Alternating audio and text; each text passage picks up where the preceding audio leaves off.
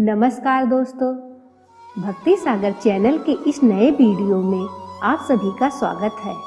दोस्तों, आज हम बात करेंगे जनवरी 2021 में पड़ने वाले पहले भौम प्रदोष व्रत की।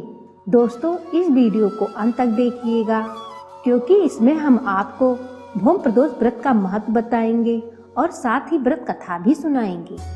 लेकिन शुरू करने से पहले एक निवेदन है कि अगर अभी तक आपने हमारे चैनल को सब्सक्राइब नहीं किया है तो इसे सब्सक्राइब करें और बेल आइकन को जरूर प्रेस करें ताकि हमारे हर नए वीडियो की जानकारी आपको अवश्य मिलनी शुरू हो जाए। प्रत्येक माह की त्रयोदशी तिथि के दिन प्रदोष व्रत रखने का विधान है।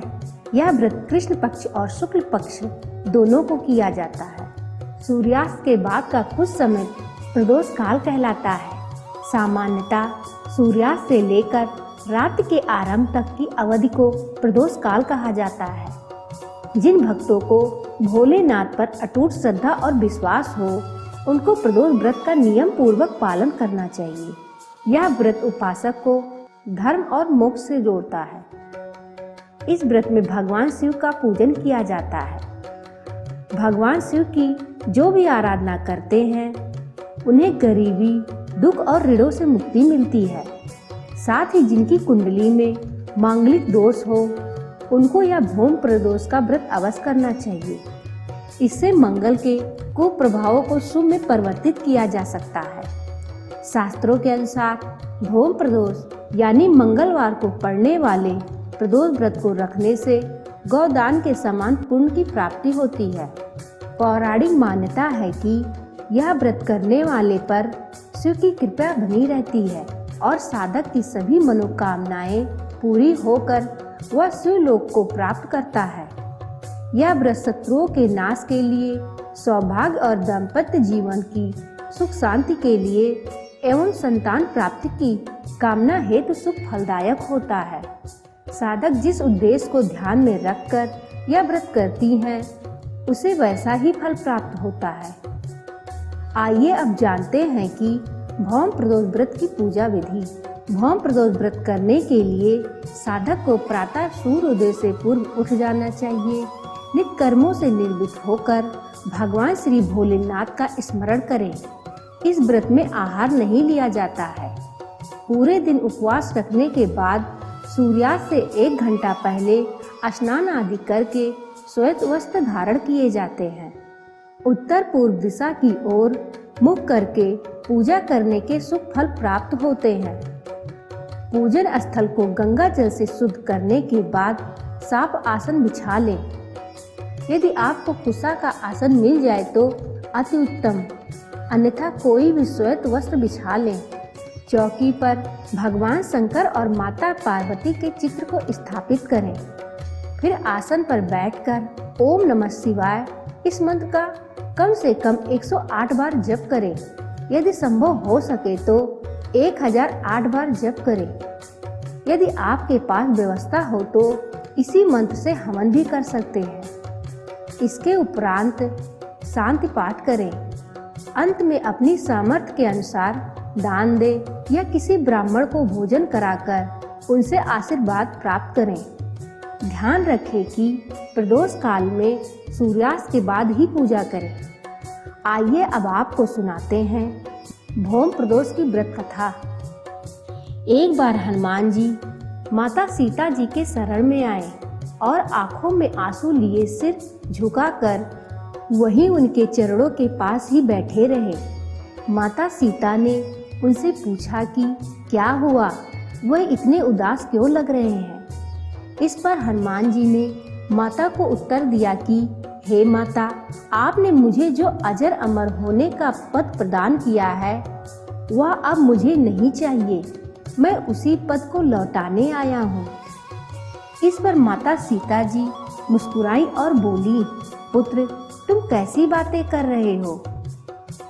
अमृत पद के लिए तो देवता भी तरसते हैं, फिर तुम इसके लिए मना क्यों कर रहे हो।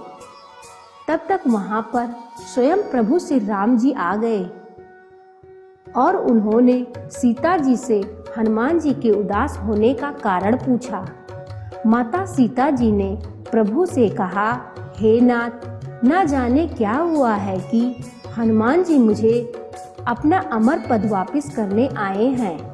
इस पर भगवान राम को आश्चर्य हुआ कि ऐसी कौन सी बात हो गई जो हनुमान इसके लिए सीता की शरण में आए हैं। उन्होंने हनुमान से पूछा, हनुमान, अमरता तो एक वरदान है जिसके लिए बड़े बड़े ऋषि मुनियों से लेकर देवता और राक्षस तक लालायित रहते हैं। फिर ऐसा क्या हो गया कि तुम यह पद ही वापस करने आ गए? प्रभु का प्रश्न सुनकर हनुमान जी ने सिर उठाया तो उनकी आंखों में आंसू थे। उन्होंने प्रभु को देखते हुए उत्तर दिया, हे मेरे आराध्य, हे मेरे प्रभु, आप इस धरती को छोड़कर अपने धाम बैकुंठ को पधारने वाले हैं। आप ही बताएं, आपके बिना आपका यह भक्त इस बेजान धरा पर क्या करेगा? मेरे लिए तो आपके बिना यह अमृत का वरदान भी विष जैसा ही प्रतीत हो रहा है। इस पर श्री राम जी ने करुणापूर्वक कहा, हनुमान, सीता जी ने यह वरदान तुम्हें केवल तुम्हारे हित के लिए नहीं दिया था, बल्कि यह वरदान तो संसार के कल्याण के लिए है। तुम यहाँ रहोगे और संसार का कल्याण करोगे। तुम्हारे इस पृथ्वी पर रहने से यह पृथ्वी भी मेरा एक धाम हो जाएगी और तुम मेरे सबसे बड़े भक्त के रूप में पूजित भी होोगे। भगवान की बातें सुनकर हनुमान जी थोड़ा संतुष्ट तो हुए, लेकिन अभी भी उनके मुख पर दुविधा का भाव था। यही भावकर श्री राम ने उनसे अपने स्वयं के लिए एक वरदान मांगने को कहा। इस पर हनुमान जी बोले, प्रभु, यदि आप मुझ पर प्रसन्न हैं तो मुझे वरदान दीजिए कि जहाँ जहाँ भी आपका नाम हो, आपकी कथा हो रही हो, वहाँ मैं उपस्थित होकर आपकी कथा का आनंद लूं। श्री राम जी ने तथास्तु कहकर उनकी यह इच्छा पूर्ण कर दी और कहा कि जहाँ कहीं भी मेरी कथा कही जा रही होगी, वहाँ तुम भी अवश्य ही उपस्थित रहोगे। तो दोस्तों, यह थी व्रत कथा और जानकारी भौम प्रदोष व्रत की। आपको यह जानकारी कैसी लगी? अपने अनुभव और सुझाव कमेंट सेक्शन में जरूर लिखें। अगर आपको यह वीडियो अच्छा लगा हो तो इसे लाइक करिए और अपने परिवार व मित्रों के साथ शेयर करिए। और हाँ, चैनल को सब्सक्राइब करना मत भूलिएगा। धन्यवाद। नमस्कार।